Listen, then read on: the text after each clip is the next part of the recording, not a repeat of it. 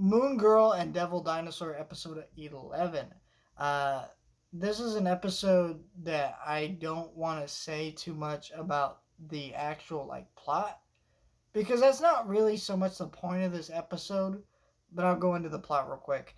Basically, the plot of this one is that essentially uh, Moon Girl is like given some award as being a helpful member of the community, and then she makes a deal with these people who claim that they want to help make her community bigger and stronger, but really they just don't give a shit about the community and they cause a bunch of problems, make other people's businesses and lives harder, and basically, essentially, what they want is gentrification. And that's the real crux of the episode. And I really like that they explicitly say gentrification. Uh, gentrification. I sorry, I don't know if I'm saying that word right, but they explicitly say that, which is really amazing because this is a kids show still, and they dive deep into this issue in a way that kids will understand, but also learn. Like, because this is not an issue that is expressed well in a lot hell in a lot of kids media, but hell, even a lot of adult media doesn't dive too much into this kind of issues and things, at least from what I've seen, anyways. But you see this issue be tackled in this way. It's really interesting.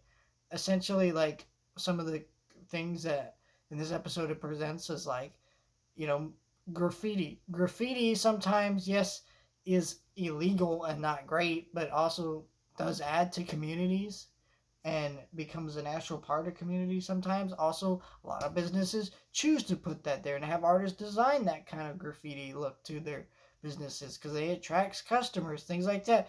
So these kind of things are something that happens, and and so you have like these certain characters come in who just want to start destroying shit and tearing it down and destroying these communities.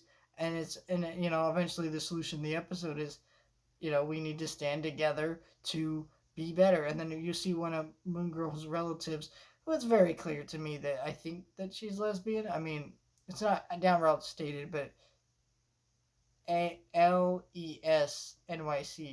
lesbian New York. I think that's what it shirt stands for. Maybe I could be wrong. Maybe I'm reading into it. Maybe I don't know. I don't know. I don't live in New York, so I don't. Maybe I'm getting it wrong. But I think that's really neat. And so seeing this, I think that's what's really neat about this show. Even from the first episode of the show, I realized how good this show was about tackling issues that, well, I'm not, as you can see, I'm a white dude. I don't, always understand racial issues the best in the black community because at the end of the day, I'm not black and I'm not here to speak for people who are black. But if I see a social injustice go down in the world, I will speak out about it if it's happening. I'm not gonna sit in the sidelines and just say nothing.